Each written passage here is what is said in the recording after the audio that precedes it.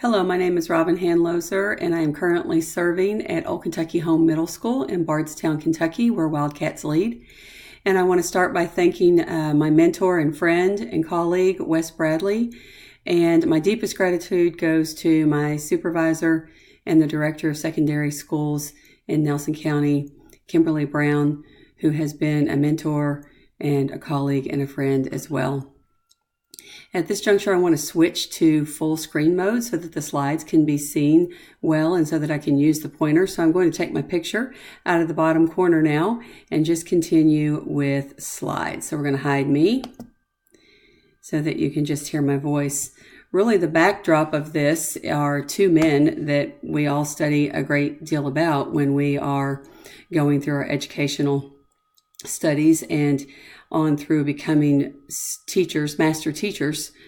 So my capstone question with Maslow and Bloom there in the background, and you'll hear more about them. What practices can a middle school implement to build an authentic community of trust that leverages the support of parents, teachers, and students to foster a culture of learning and achievement? And that's really a mouthful. But to get to the learning and achievement, we have to first have the trust. So I want to just take a backdrop here for just a moment and thinking about that and thinking about the foundation of parent involvement and what it takes to even have something to build upon. Building a community starts with the Maslow stuff. In teaching, you can't do the Bloom stuff until you take care of the Maslow stuff, until you take care of those needs of safety and belonging. Maslow and Bloom are not just for kids. Maslow and Bloom are also for parents in gaining their trust. So when we think about the Maslow stuff and we think about the physiological needs being met, and we do those things quite well with lunch programs and breakfast programs, but the part that gets harder is making sure that parents and children feel safe in our schools and they feel like they belong, have a sense of belonging and inclusiveness, and are part of a community in school. When we think about the Bloom stuff, it's at that point that we will begin to even think about achievement and leading them to their future story and leading them to that self-actualization where they have those habits of mind that they can do things on their own. So when I think about this, I think about the Maslow stuff, and the Bloom stuff goes right there. But safety and belonging has to come first. The Bloom stuff really is embodied in the Maslow stuff. So what my research question really led me to is, how do we get the safety and the feeling of safety and belonging so that we can build a community and thus get authentic parent involvement? So our stuff and the rest of my research is about safety and belonging, and those two things allowing us to gain the trust of our students and our faculty and our parents. So just to give a little bit of background about my school, our GAP population is our SPED population. We are not a very diverse population. Our ADA is about 95%, and we have about 50-50 male and female. Our teacher population is we do have 100% highly qualified teachers, and 33% of our teachers actually hold a rank 1. We have more men in our school than any school in which I've ever worked. So about 28% male to female ratio. So when we think about our accountability data at our school, and we are a focused school, we're about 30-30-30. We're about 30% novice in reading, 30% novice in math, and 30% novice in writing. So we've got some Maslow stuff to deal with, though, before we can even deal with what I call that Bloom stuff. We've had a little bit of torturous history at our particular school when it comes to culture. And we need our parents and we need them involved in positive ways. We know that we are not going to accomplish what we want to accomplish without getting them on our side and without gaining their trust. So my research questions really narrowed me down to these two things. How to effectively use qualitative teacher, student, and parent data to build and sustain a culture of trust that we can then use to begin nurturing and fostering student achievement in our school. So Maslow first, Bloom next. What are some anchor initiatives that we can implement in just year one of this school improvement process that includes parents? So in my review of literature, who I call my heavy hitters were John Wary, Linda Starr, and W.P. Budge. And I will just tell you a little bit about why I thought that they were the heavy hitters for me that really helped me narrow down my focus to trust first.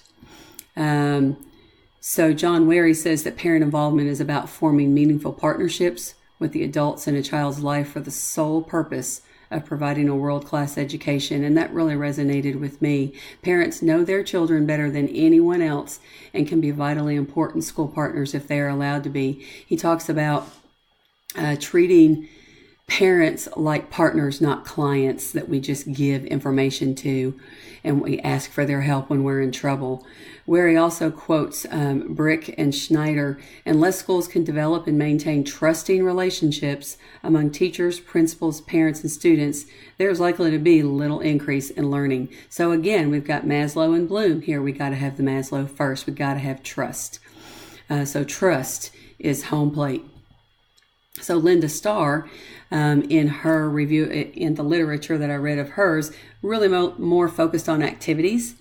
So first contact for parents needs to be positive. We've got to reach out to them in a positive way first. We need to communicate clearly and not use jargon. And boy, do we have a lot of edubabble. We need to make sure that we're not utilizing ARC and NAPD and those types of things with parents because it really it separates us. Accommodate parents' work schedules. Being willing to stay late and call late and receive calls late in order to meet with parents is critical, particularly in my school's population, as we have a lot of shift work in my county, as we have a lot of car manufacturing factories here. We want parents to share their concerns, and then we need to address them. Not just listen, but then actually take action. And then the other thing that she brings into play is that we need easy access to written info. Budge says, and this is really what it all boiled down to and what I thought brought it all together and gave me some focus in my research. Parents will be easier to reach out to if they first trust us.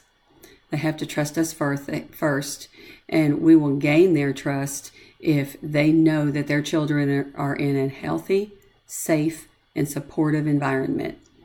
So my methods and procedures for finding out how much trust we have, because it's really difficult to figure out trust. That's qualitative data. It's not numbers. It's not quantitative.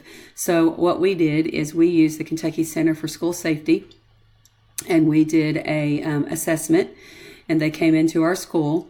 We gave the assessment to 348 students, 201 parents, and 16 teachers. And what we wanted to find out is our school environment healthy, safe, and supportive?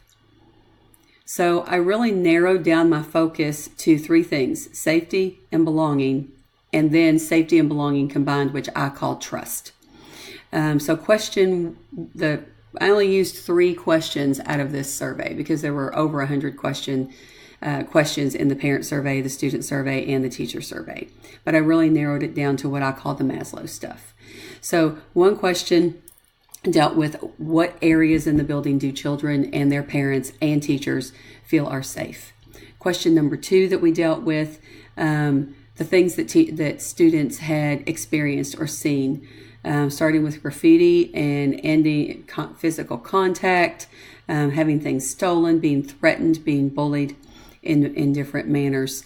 And then the third question really, I thought, combined safety and trust. Obviously, when we're talking about the effective handling of discipline issues, that does involve safety.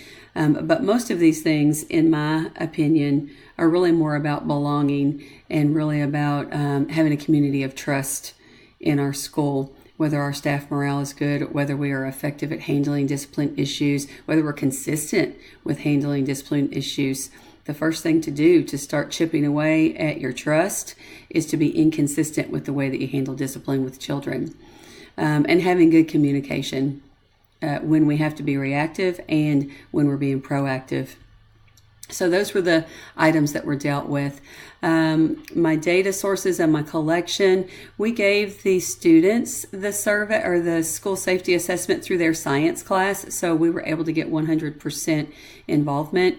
Then we sent those parent surveys home with students right after they took it that day through science classes, and we also sent one call nows, emails, and we posted on our Facebook page. And through those outlets, we were able to get 51% of those parent surveys back.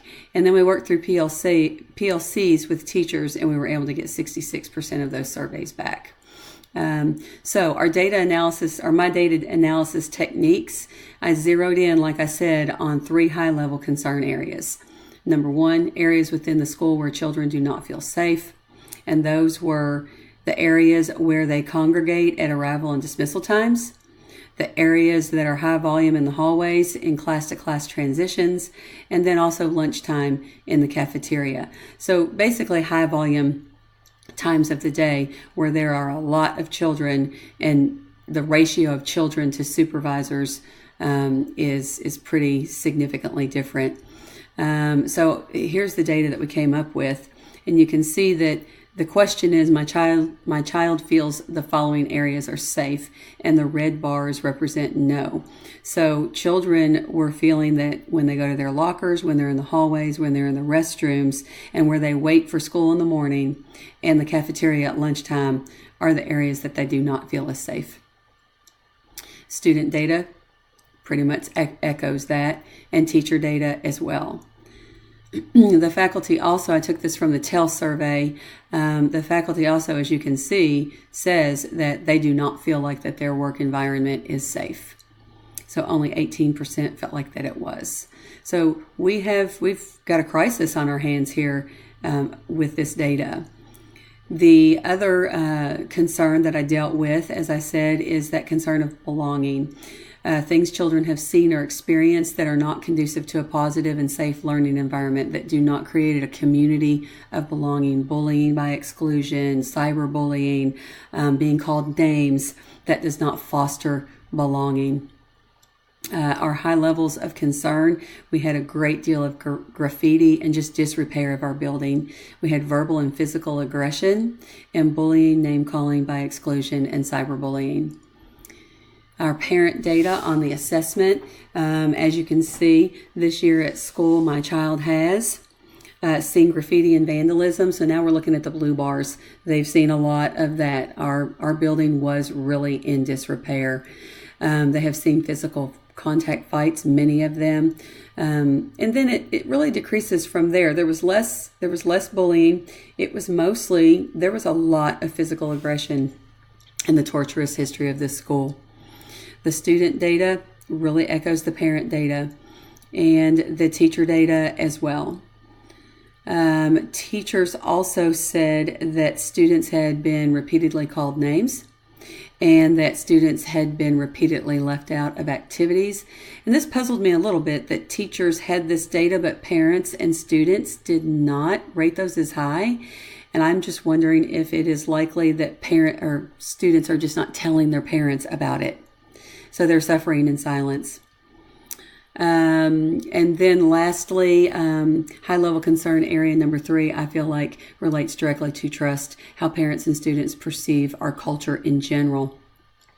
There's no clear vision for behavior management. There's poor communication among staff and between school and home. There's inconsistent enforcement of policies, and as a result, there's an absence of trust and low morale overall. And the parent data to back that up, you can see that there's a lot of red. There's no identification badges worn. They did not feel like the principal effectively handles discipline. Staff morale is not good. Staff members are not consistently and fairly enforcing the expectation. There is not good communication. There's not a behavior management system that is effective. They did not feel like dress code was enforced fairly. There's not good communication. However, parents did feel like that a lot of them are supportive. They're just not getting the support back from the school. The student data looked very similar. And teacher data looked very similar. So we had 3